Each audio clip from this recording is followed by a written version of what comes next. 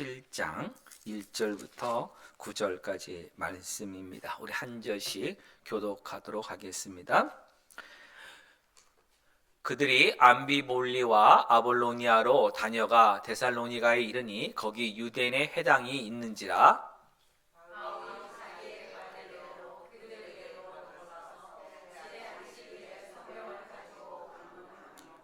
뜻을 풀어 그리스도가 해를 받고 죽은 자 가운데서 다시 살아나야 할 것을 증언하고 이르되 내가 너에게 전하는 이 예수가 곧 그리스도라 하니,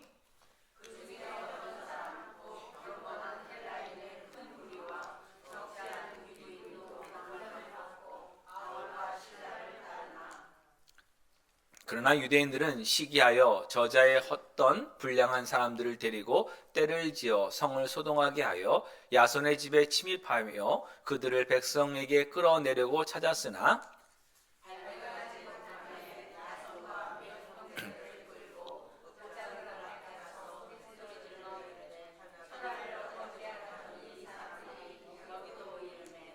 야손이 그들을 맞아 들였도다. 이 사람들이 다 가이사의 명을 거역하여 말하되 다른 임금 곧 예수라 하는 이가 있다 하더이다 하니, 야손과 그 남은 사람들에게 보석금을 받고 놓아 주니라. 아멘. 미국의 그 역대 대통령들 가운데 재임 중에 인기가 높았던 좋은 평가를 받은 분이 있습니다. 근데 그의 정책에 대한 논쟁은 아직까지 끝나지 않았다고 하는 또 이야기도 듣는 분이 있는데, 그분이 누구냐면 레이건 대통령입니다.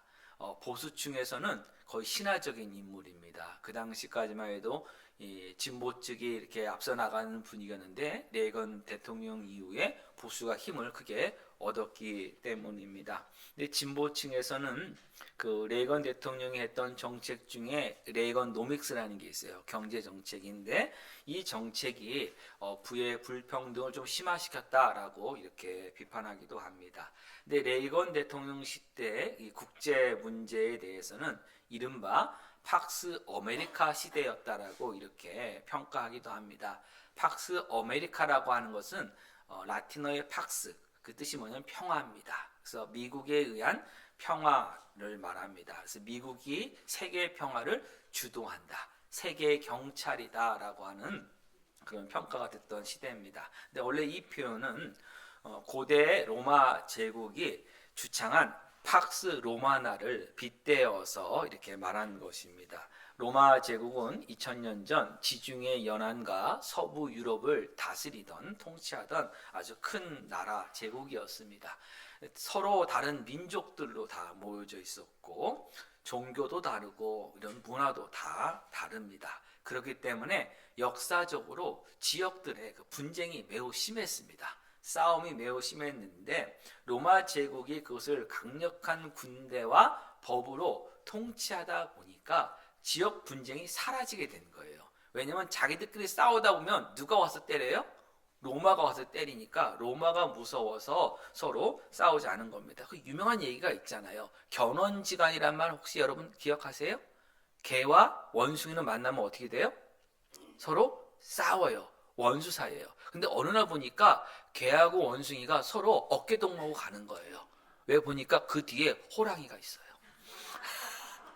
예, 그래서 그 호랑이 때문에 호랑이가 무서워서 개와 원숭이가 어깨동무하는 것처럼 팍스 로마나가 그런 모습인 거예요. 로마 제국이 무서워서 나머지 그 지역의 분쟁들이 다 사라지는 그런 형태였습니다. 근데 로마에 의한 평화라는 이 팍스 로마나를 로마 제국이 유지하기 위해서는 어떤 일을 했어야 하냐면 분쟁 지역에 로마 군대를 빨리 파송해서 그 분쟁을 해결해야만 했습니다. 분쟁 지역의 군대를 빨리 보내기 위해서는 육지에다가 일종 고속도로를 만들어야 했습니다. 그 대표적인 도로 가운데 하나가 에그나티아 길입니다. 이 에그나티아 길은 로마 본토와 동방의 속주들, 이 마게도냐 같은 이 속주들을 이어주는 세단거리 도로입니다. 이 길을 통해서 로마 군대가 빠르게 이동할 수 있었고, 또 이 길을 통해서 로마 군대가 이용하지 않을 때는 무역상들이 물건을 가지고 그곳을 이동을 했습니다. 그리고 일반 사람들도 길이 잘 닦여져 있었기 때문에 그 길을 따라서 이렇게 옮겨 다녔습니다. 그렇기 때문에 이 길 주변 마을들이 크게 성장할 수밖에 없었습니다. 지금도 여러분 보세요. 고속도로가 들어오면은 그 주변 마을들이 크게 이렇게 성장하는 경우가 있지 않습니까? 똑같은 겁니다. 그 대표적인 도시들이 오늘 본문에 나옵니다.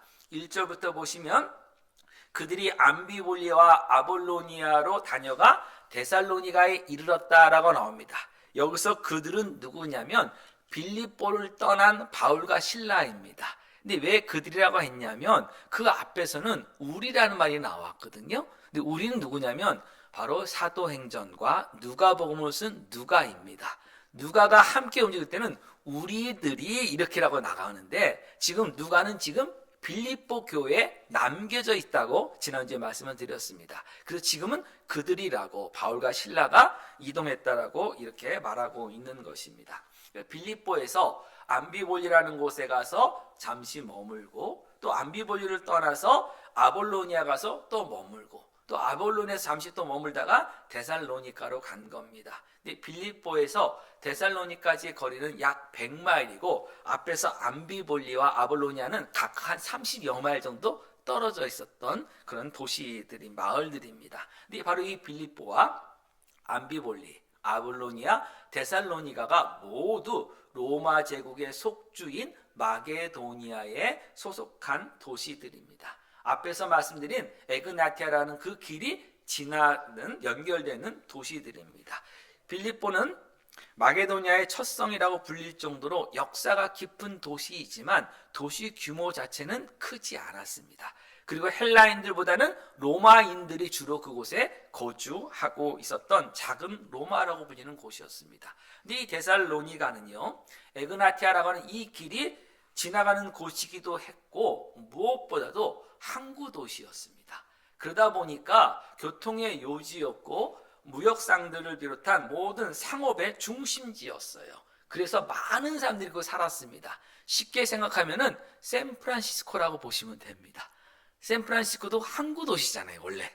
근데 그곳에 큰 도로들이 지나가고 있잖아요. 교통의 요지가 있기 때문에 이렇게 크게 성장했던 것처럼 이 데살로니가도 이런 항구 도시였고 교통의 요지였습니다. 이 데살로니가에 많은 사람들이 살다 보니까 마게도니아 지방에서 이 도시를 수도로 삼았습니다. 행정의 또 중심지이기도 했습니다. 유대인들도 많이 살고 있었고 당연히 유대인들의 회당도 데살로니가에 있었습니다. 바울이 복음을 전할 때는 유대인들에게 먼저 복음을 전했습니다. 그래서 회당이 있으면 회당을 찾아갔고 빌립보처럼 유대인들이 거의 살지 않아서 회당이 없으면 기도처를 찾아갔습니다. 이것을 2절에서는 뭐라고 얘기하느냐? 바울이 자기의 관례대로 안식일에 회당에 들어갔다는 거예요. 그러니까 바울은 항상 유대인을 먼저 찾아가는 것이 그의 습관이었고 복음을 전하는 패턴이었기 때문에 그 패턴대로 안식일이 되었을 때 바울은 유대인들의 회당에 들어가서 성경을 가지고 강론하기 시작했습니다. 그럼 이때 성경은 유대인들의 성경인 바로 구약 성경입니다. 아직까지 신약 성경 27권이 완성되지 않았기 때문입니다. 바울이 그러면 구약 성경을 가지고 유대인들의 회당에서 강론한 그 내용이 무엇인지가 3절에 나옵니다. 3절 보시면 뜻을 풀어서 그리스도가 해를 받고 죽은 자 가운데서 다시 살아나야 할 것을 증언하고 이르되 내가 너에게 전하는 이 예수가 곧 그리스도다라고 선언해버립니다. 그리스도는 하나님께서 이스라엘 민족에게 주신 그 구약 성경에, 그러니까 다시 말하면 구약 시대 선지자들의 입을 통해서 하나님께서 주신 약속이 뭐냐면 너희를 구원할 메시아를 보내주겠다는 것입니다. 유대인들은 이 메시아가 유대 민족만을 위한 메시아라고 생각했습니다. 다윗과 같은 위대한 왕을 하나님께서 보내주셔서 이방인들의 압제에서 고생하고 있는, 고난받고 있는 유대 민족을 그 이방인들의 손에서 구원해 줄 그 메시아를 기대했고 기다리고 있었습니다. 여러분, 지금도 유대인들이라고 다 구약성경을 믿는 사람들은 아니에요. 예, 자유주의 유대인들 많아요. 이름만, 민족만 유대인이고 유대인으로서는 살지 않은 사람이 너무 많은 시대입니다만은 정통파 유대인들, 여러분 이제 가끔씩 보시면 이렇게 옷 입고 다니시는 분들이 있잖아요. 까만색 옷에 모자 쓰시고 이런 그런 정통파 유대인들 가운데는 이 메시아를 기다리고 있어요. 아직 그 메시아가 오지 않았다는 거예요. 그래서 예루살렘에 성전을 새로 만들어야 되고 한 사람들이 다 이런 사람들입니다. 근데 바울이 전한 것은 뭐냐면 하나님께서 구약시대의 선지자들의 입을 통해서 보내시기로 약속한 메시아가 고난받고 죽는다는 것입니다. 그래서 그리고 그 죽은 가운데서 다시 살아날 것이라고 말씀을 합니다. 구약성경 한 절 한 절을 찾아가면서 바로 이 사실을 증명해 놓는 거예요. 하나님이 이렇게 미리 말씀해 놓으셨다. 너희들이 기다리고 있던, 지금까지 우리 유대인들이 기다리고 있던 그 메시아의 모습이 아니라 왕으로서 정복하는 그 메시아가 아니라 오히려 하나님이 보내신다고 하는 메시아는 고난받고 죽임을 당하고 다시 부활하실 그 메시아라고 하는 것을 그가 가르쳐 준 것입니다. 그래서 하는 말이 뭐냐면, 그리고 나서 내가 너에게 지금 전하는 사람이 누구냐? 바로 이 나사렛 예수인데, 그 나사렛 예수가 바로 하나님이 구약 성경에 예언해 놓으셨던 그 모든 메시아의 것을 이루신 분이다. 약속을 성취하신 분이 바로 이 예수님이라고 선언한 것이에요. 그러자 회당 안에 있는 사람들 가운데, 안식일에 회당 안에 있는 사람들은 두 종류의 사람들이에요. 하나는 유대인들이고요, 하나는 헬라인들 중에서 유대교를 믿는 사람들, 하나님 믿기 시작한 사람들, 그거를 성경은 경건한 헬라인들이라고 항상 표현을 하고 있습니다. 이 경건한 헬라인들이 데살로니가의 지역에는 꽤 많이 있었어요. 그래서 회당 모임에 지금 있었는데 그 큰 무리와 적지 않은 기부인들이, 높은 지위를 가지고 있는 남편의 아내들이 바울과 실라를 따르기 시작했어요. 이 말은 뭐냐면 믿기 시작했다는 거예요. 예수를 믿기 시작했습니다. 데살로니가에 살고 있는 헬라인들은 그리스 문화에 아주 익숙한 사람들입니다. 지금도 데살로니가가 그리스 전체로 봤을 때 아마 3대 도시에 들어갈 거예요. 그 정도로 큰 규모의 도시인데, 이 고대의 그리스는요, 여러분 철학으로 유명했습니다. 유명한 철학자 소크라테스, 플라톤, 아리스토텔레스 다 그리스 철학자들입니다. 그래서 이 그리스 사람들은요, 논리적이고 이성적인 토론을 매우 중요하게 여겼던 사람들입니다. 그래서 노동은 종들이 하고 주인들, 자유시민들은 그 자유시민이라는 것을 뭘 누르냐면, 시장에서 뭔가 새로운 소식이 있으면 서로 그거 갖고 토론하는 것이 이 자유인의 모습이었어요. 그 모습이 이제 또 우리 17장에서 이제 아덴에서 나옵니다. 다다음 주 살펴볼 것이에요. 당시의 풍습이었습니다. 그만큼 토론을 좋아했고, 토론을 하기 위해서는 당연히 논리적이고 이성적인 그런 논증을 해야 했던 것입니다. 근데 바울이 성경을 가지고 강론할 때 뜻을 풀어서 설명했다고 성경은 얘기합니다. 이 말은 뭐냐면요, 성경을 논리적으로 풀어서 예수님이 그리스도라는 사실을 증명한 것입니다. 이것을 17장 4절에서는 뭐라고 얘기하냐면 권함을 받았다라고 이렇게 표현을 하고 있습니다. 우리 지난 주일에 사도행전 16장 39절과 그 40절에서 권하다는 말, 그 뜻을 살펴본 적이 있습니다. 혹시 기억하세요? 어떤 거였냐면, 빌립보 감옥에 바울과 실라가 갇혀 있었잖아요. 그러다가 잠깐 나왔잖아요. 다시 새벽에 올 때쯤에 들어갔을 때 상관들이 이제는 내보내라니까 우리가 못 나가겠다. 로마 시민인데 너희는 재판도 제대로 하지 않고 우리를 이렇게 처벌했으니까 직접 와서 데리고 나가라 하니까 상관들이 두려워하면서 와서 권하여 내보냈잖아요. 그때 권하다는 뜻이 뭐냐면 제발 좀 나가주세요. 제발 좀 우리 도와주세요. 이거 문제 삼아주지 않으세요? 비는 거였거든요. 그게 권하다였고요. 그 권하다는 단어가 그 다음 절에서는 감옥에서 나온 빌립보 감옥에서 나온 바울과 실라가 빌립보 교회에 가서 그 성도들을 위로했다는 말과 똑같다고 했잖아요. 같은 단어로. 근데 지금 이 10장 4장의 이 권하다는요, 그 단어와 서로 완전히 다른 단어입니다. 그러니까 이때 권하다는 어떤 의미의 단어냐면요, 이것은 논리적으로 증명하다, 논증하다라고 하는, 이 설득하다라고 하는 이 단어입니다. 그래서 경건한 헬라인들이 권함을 받았다는 것은 바울이 하나하나 차근차근 논리적으로 전하는 말씀을 듣고 논리적으로 이성적으로 납득했다, 설득되었다라고 하는 뜻입니다. 이것을 통해서 우리는 사도 바울이 복음을 전할 때 어떤 사람들 간의 관계, 친밀함이라든지 뭐 우정이라든지, 또는 어떤 사람이 잘못한 건 아니까 당신이 이 죄 지은 거 아세요? 이 죄책감을 막 불러일으킨다거나, 아니면 어려움 있는 사람한테 그래요, 위로합니다, 사랑합니다 하는 그런 어떤 위로라든지, 아니면 예수님 당장 믿지 않으면 당신은 죽을 거예요 같은 어떤 두려움을 막 고치시키는 그런 어떤 감정적 호소를 가지고 복음을 전하는 것이 아니라, 성경을 하나하나 차근차근 따져가면서 논리적으로 설명해서 복음을 듣는 사람들이 어떤 감정의 호소에 설득되는 것이 아니라 그 논리적으로 납득되게 하는 방식으로 복음을 전했다는 것을 우리는 알 수가 있습니다. 기독교는 맹목적인 종교가 아니에요. 기독교는 우리가 믿는 하나님이 어떤 분이시를 정확히 아는 종교예요. 그런 성경으로 아는 거예요. 그냥 하나님이세요? 네, 믿습니다, 이게 아니에요. 그 하나님이 어떤 하나님인지를 알아야 되는 거예요. 그게 믿는 거예요. 그래서 성경에서 뭐냐면 하나님을 아는 지식이 필요한 거예요. 이스라엘 백성들이 실패했던 게 뭐예요? 하나님을 향한 열정은 있어요. 율법을 그래서 열심히 지켜요. 다른 사람 뭐 지키라고 얘기해요. 그런데 뭐라고 그래요? 하나님을 향한 바른 지식이 부족해서 망했다고 하지 않았어요?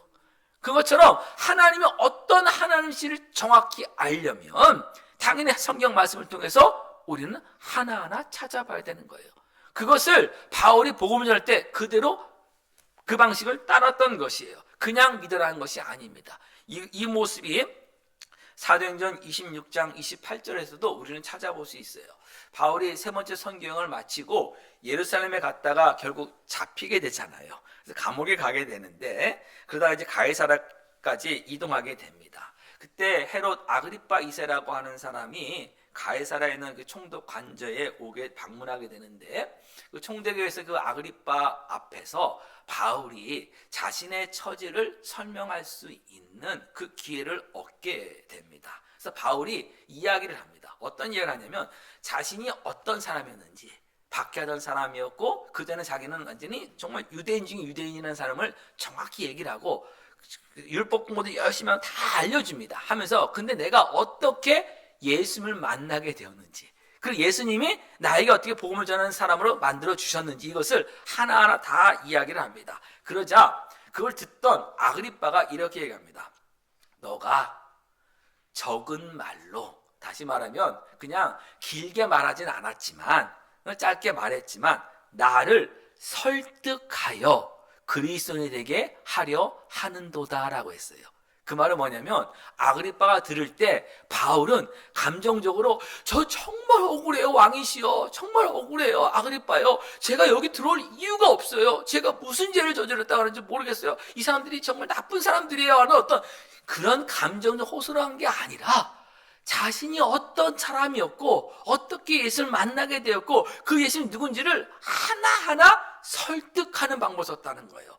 논리적으로 납득시켰다는 거예요. 그러다 보니까 그걸 들으면서 아그리빠도 설득이 되기 시작했어요. 납득되기 시작했어요. 그 다음에 납득되면 그 다음 나오는 게 뭐냐면 정말 예수님이 그리스도시군요 라고 고백을 해야 되는데, 고백할 뻔한 거예요.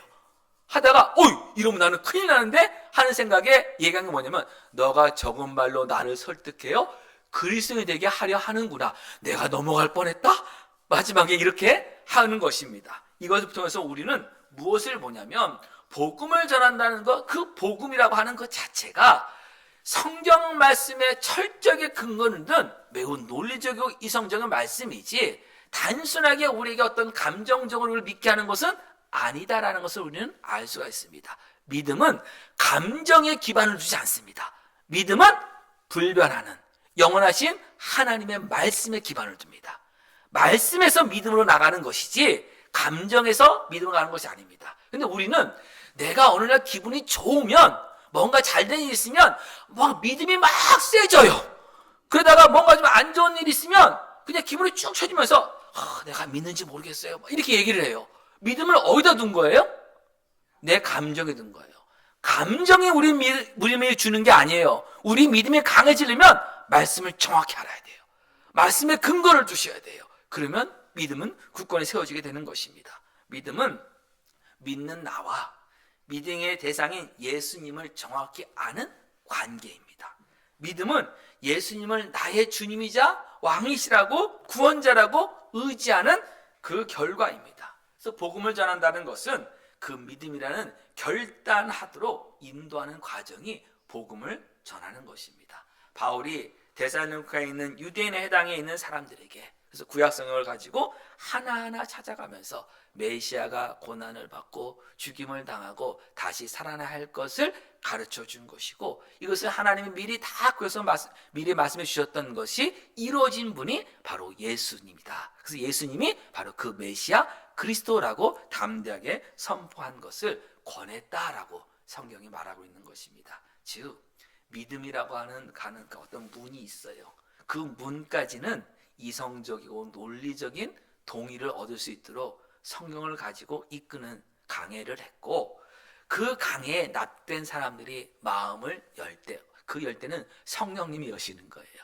열어서 그 말씀을 다 믿겠습니다 하면서 그 믿음의 문을 들어가는 그 결단, 신뢰 결단한 것이 바로 믿음인 것입니다. 그러면 여기서 이런 질문이 나올 수 있습니다.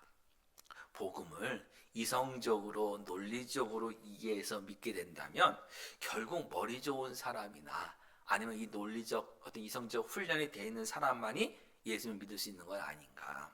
더 나아가서 그렇다면 믿음이라는 것이 어떻게 은혜의 결과라고 말할 수 있느냐 하는 거예요.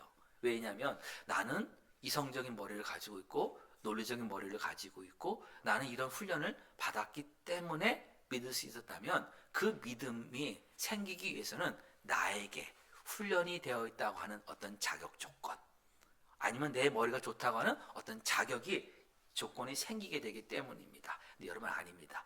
유명한 예화가 있습니다. 다 아실 겁니다. 어떤 사람이 천국의 문 앞에 딱 갔어요. 천국 문이에요. 근데 문이 닫혀 있어요. 근데 그 문에는 딱 써 있어요. 믿음이라고. 무슨 말이에요? 예수님을 나의 구원자와 주님으로 믿으면 그 믿음으로 손잡이를 딱 열면 문이 열리는 거예요. 그래서 나는 예수님 믿습니다. 그래서 문을 딱 열고 들어갔어요. 딱 들어가갖고 신나 걸어가다가 잠깐 뒤를 딱 봤는데 그 문에는 다른 글자가 써 있었어요. 은혜라고 하는 글자가 적혀 있었어요. 나는 믿음으로 열었다고 하는 믿음의 문인데 그 사실은 하나님의 은혜의 문이었던 것이에요. 왜 그래 생각해 보세요. 하나님이 하나님을 거역한 죄인을 꼭 구원해 주시는 이유가 있을까요? 그죠? 그냥 심판만 하셔도 되는 거잖아요. 예, 나를 거역했는데 내가 왜 구원해 주지? 이럴 수 있잖아요, 우리가. 네, 그리고 그 죄인을 구원해 주시겠다고 먼저 찾아가신 이유는 더더욱 없죠. 잘못한 사람이 먼저 찾아와서 잘못했어야 하면은 마지못해서 용서해 줄 수는 있지만, 먼저 찾아가서 잘못한 사람한테 내가 용서해 줄게 그러면 그 사람들이 좋아해요? 우리가 누군가가 사이가 안 좋아졌어요. 나한테 잘못했어요. 정말 예수님 믿는 마음을 가지고 그래 내가 먼저 용서해야지. 가서 내가 용서해 줄게 찾아왔어. 그러면 그 사람 우리 보고 아이고 너무 좋은 사람이에요 그러겠어요? 아니면 뭐라고 그러겠어요? 그럴 이유가 없으시잖아요. 그럼 무엇보다도 그 죄인을 구원해 주시기 위해서 하나님의 독생자 예수님을 십자가 달려 죽게 하실 필요는 더더욱 없는 것이에요. 죄인에게 어떤 특정한 일을 행하라고 요구하지 않으셨어요. 선행을 얼마큼 쌓은 다음에 나를 찾아오라고 하지 않으셨어요. 이런 모든 것을 바친 다음에 나에게 오라고 하지 않으셨어요. 하나님은 죄인에게 먼저 찾아오셔서 나는 사랑이라고 먼저 말씀해 주셨어요. 예수님이 그 죄인의 죄값을 다 치러줬음을 믿으라고 하셨어요. 하나님께서 은혜를 베풀어 주신 것이에요. 하나님의 은혜 때문에 우리가 믿음의 자리에 가게 된 것이지 다른 것이 없는 것이에요. 그리고 이 은혜를 성령님을 통해서 죄인들의 마음을 거듭나게 하시고 여심으로 영접하게 하셨어요. 그래서 우리는 믿음에 대해서 우리 스스로의 것을 자랑할 수 없습니다. 내가 가진 것을 자랑할 수 없다는 것이 성경이 말씀하는 믿음의 기본입니다. 이 세상의 믿음은 내가 믿는다는데 그게 아니라 성경이 말씀하는 믿음은 내가 가진 것을 자랑할 것이 없습니다라고 하는 것이 그 믿음이라는 뜻임을 우리는 분명히 기억해야 됩니다. 설득만으로, 논리만으로 믿음이 생기지 않는다는 것이 바로 여기서 증명됩니다. 여러분 보세요. 같은 안식일에 같은 장소 데살로니카의 회당에서 사람들이 바울이 전하는 복음을 똑같이 들었어요. 논리적 설명을 똑같이 들었어요. 그런데 경건한 헬라인들의 큰 무리와 적지 않은 기분들은 그걸 믿고 설득됐고 믿고 믿음으로 나와서 예수님을 따르게 되었는데 지금 유대인들은 다르게 반응합니다. 같은 시간, 같은 장소에서 같은 말씀을 듣고도 다르게 반응하는 거예요. 그럼 유대인들의 머리가 나빠서 그래요? 아니잖아요. 회당 안에 있던 이 유대인들이요 갑자기 시기하기 시작했습니다. 이방인인 헬라인들이 유대교를 믿겠다고 하나님 믿겠다고 회당에 오고 있었어요. 그리고 왔던 사람들은요 유대인들보다는 밑에 있잖아요. 자기들은 하나님 처음부터 부르신 사람들이고 그죠? 야곱의 후손들 이스라엘 민족이고 이들은 이방에 또 온 사람들이니까 자기보다는 좀 떨어지잖아요.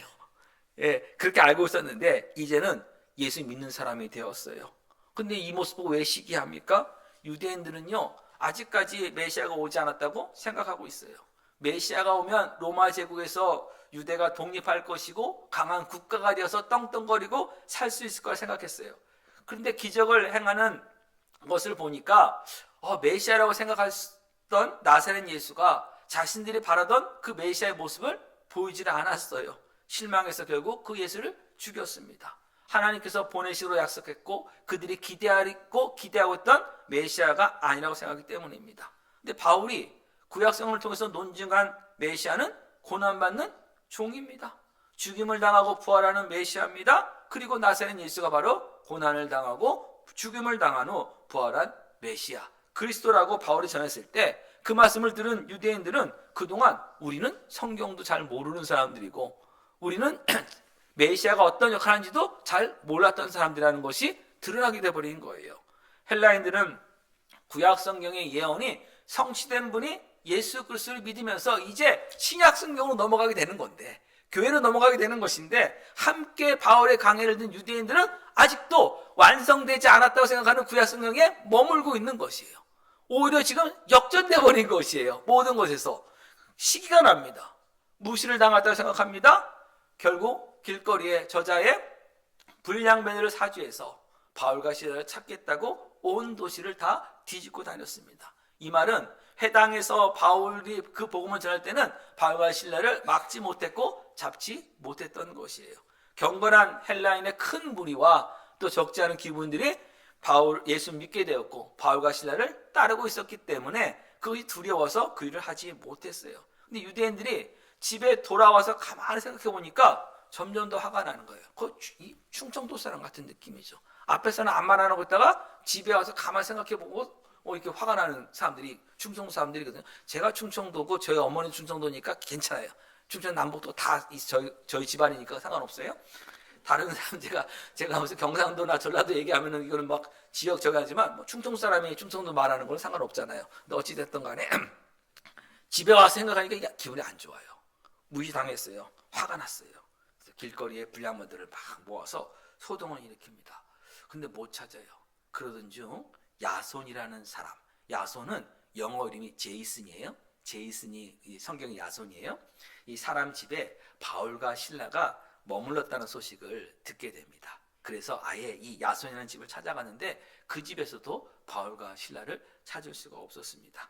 우리말 속담에 꿩 대신 닭이라고 바울과 신라를 찾지 못하자 야손과 및 형제들을 재판장에 끌고 가서 고발을 합니다. 너희들이 책임을 지라는 거죠. 야손에게. 그래서 야손은 바울과 신라를 받아줬는데 그 바울과 신라가 보통 사람이 아니라 천하를 어지럽게 하는 사람들이라며 고발합니다. 이것은 분명히 잘못된 고발입니다.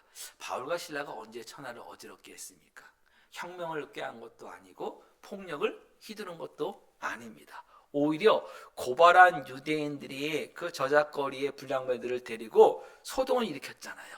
성을 요란하게 했잖아요. 심지어는 야손의 집에 무단으로 침입한 것 아닙니까? 세상을 어지럽게 하는 사람들은 그들이지 바울과 실라는 아니었습니다. 바울과 실라는 조용하게 유대인에 해당해서 예수님이 그리스도이심을 구약 성경을 통해서 하나하나 설명해주고 믿으라고 권면만 했기 때문입니다. 믿기 위해서 폭동을 일으키라고 한 적 없습니다. 믿는다는 증거를 보이라며 남의 집에 무단으로 들어가라고 한 적도 없습니다. 이렇게 분명히 잘못된 고발인데 여러분, 이 고발이 영적인 의미에서는 제대로 된 말입니다. 천하를 어지럽게 했다는 그 표현을 영어 성경 킹제임스 버전에서는 이렇게 번역했어요. 세상을 위아래로 뒤집어 버렸다 라고 이렇게 번역을 해놨습니다. 여기서 천하는 뭐냐? 로마 제국을 뜻합니다. 근데 영적인 의미에서는요, 이 세상은 지금 하나님을 거역하는 모든 것을 의미합니다. 고발의 내용을 보면 바울과 실라가 천하라고 하는 로마 제국을 어지럽게 했다는 것인데 그 뜻이 7절에 좀 더 자세하게 설명되어 있습니다. 그 뭐냐면 바울과 실라가 가이사를 거역했다는 것이에요. 가이사가 누굽니까? 로마 황제입니다. 근데 데살로니카는 로마 제국의 속주인 마게도냐에 속한 도시입니다. 그러면 가이사는요, 데살로니카의 임금입니다. 데살로니카의 주인입니다. 근데 바울과 실라는 뭐란 거냐면 예수가 지금 왕이라고 전하고 있다는 거예요. 이것은 로마 제국을 뒤집는 일이라는 거예요. 분명히 로마 제국은 누가? 가이사가 황제인데 그가 아니라 예수가 황제라고 말했으니 이것은 제국을 다 뒤집는 일을 하고 있는 것이다 라고 말한 거예요. 겉으로는 로마 제국의 현재 황제에 예수라고 하는 다른 황제가 있다고 거짓말로 거짓 고발을 한 것입니다. 그러나 이 주장은 역설적으로는요, 이 세상 질서와 권위를 상징하는 로마 황제가 아니라 영원한 하나님 나라의 왕이신 예수님이 있다는 것을 바울이 전했다고 하는 것을 우리에게 보여줍니다. 하나님을 거스르는 이 세상을 뒤집어서 하나님의 주권을 인정하는 하나님 나라로 만들어 가시는 분이 바로 우리의 왕이시고 우리의 주님이시며 우리의 구원자이신 예수님이십니다. 그리스도인은 예수님이 왕이심을 믿는 사람입니다. 예수님을 주님으로 믿는 사람입니다. 사랑하는 성도 여러분, 예수님이 여러분의 왕이시며 여러분의 주님이시라면 예수님께 여러분 삶의 모든 부분을 맡기시기 바랍니다. 예수님이 생명의 왕이시고 부활의 왕이심을 여러분 믿으신다면 저와 여러분의 희생과 섬김은 어려움 속에서 실패로 끝나지 않고 예수님의 생명과 부활 안에서 선한 열매로 반드시 맺어진다는 것을 믿으시기 바랍니다. 예수님이 부활이시고 생명이시기 때문에 우리는 실패할 수가 없어요. 부활은 죽음이 전제되는 거예요. 우리가 이 세상을 살아가면서 희생과 섬기는 것이요, 낮아지는 건 아니에요. 힘들어지는 거 아니에요. 심지어는 죽는 것 같은 그런 아픔을 겪는 건 아니에요. 근데 그게 실패가 아닌 이유는 뭐냐면 우리의 주님이시요 우리의 왕이신 분이 부활의 주님이시기 때문에, 예수님이기 때문에. 그래서 우리 하는 모든 선한 것은 하나님이 영원한 나라에서 선한 열매로 상급으로 반드시 맺혀짐을 우리가 믿어야 합니다. 그리스도인은 이 세상이 뒤집혀 있다는 것을 아는 사람들입니다. 왜 뒤집혀 있다고요? 하나님께서 이 세상을 창조하셨어요. 근데 이 세상은 하나님이 창조하셨는데 하나님을 거역했어요. 그게 뒤집어진 거예요. 하나님이 이렇게 만들어 놓으셨어요. 이렇게 세워 놓으셨어요. 근데 이 세상은 하나님이 세우신 이 질서를 거역했어요. 뒤집어 놨어요. 이렇게요. 놨어요. 그러면 이제 어떤 일이 벌어진지 아세요? 예수님은요, 이렇게 말씀하셨어요. 무릇 자기를 높이는 자는 낮아지고 자기를 낮추는 자는 높아진다고 분명히 말씀하셨어요. 여러분, 이것을 한번 생각해 보세요. 높아지려고 하면 여기서요, 뒤집어진 이 세상에서 높아지려고 하면 이렇게 올라가죠. 아니에요? 이렇게 올라가는 게 높아지는 거 아니에요? 맞죠? 예, 올라가잖아요. 근데 문제는 뭐냐면 이 세상이 지금 어떻게 있다고요? 뒤집혀 있어요. 예수님 다시 오시면 어떻게 하세요? 하나님의 온전한 창조의 실수로 회복시키세요. 다시 뒤집으세요. 그러면 어디 있어요? 어디 있어요? 우리는 올라가 생각했는데 결국은 바닥에 있어요. 이해하시겠어요? 지금 예수님 이 말씀 하신 거예요. 그러면 낮아지는 건 어떤 거예요? 여기서 낮아지면 이 세상 뒤집어져서 여기로 낮아져요. 아무도 안 봐요. 아무도 안 봐요. 근데 예수님 다시 오셔서 뒤집어서 온전함을 올리시면 높아지는 거예요. 이게 하나님 나라의 역설이에요. 근데 여러분 신기한 게 뭔지 아세요? 교회는요 낮아질 기회를 너무나 잘 주는 곳이에요. 낮아지는 교회를 너무나 잘 주는 거예요. 그래서 교회에서 신앙생활 하면서요 낮아진 일이 얼마나 많이 발생하는지 몰라요. 나의 자존심을 무너뜨리고요, 나의 생각을 무너뜨리고 내가 왜 이런 생각을 계속 할 수밖에 없는 일이 일어나요. 그럼 그때 일어날 때 실망하지 마시고 낙심하지 마시고 화를 내지도 마십시오. 어떻게 생각하냐면 나의 왕이신 예수님께서 다시 오시는 날 예수님 옆에 더 가까이 나가는 기회가 지금 주어졌으니 이 기회를 내가 놓치지 않고 믿음으로 이겨내고야 말겠다. 여러분 결단하시면서 섬김의 자리로 나아가셔야 됩니다. 그것이 여러분 믿음의 승리인 것이에요. 예수님이 왕이심을 믿는 성도로서 겸손과 낮아짐으로 섬기시는데 앞장서시길 주님의 이름으로 부탁드립니다. 기도하겠습니다.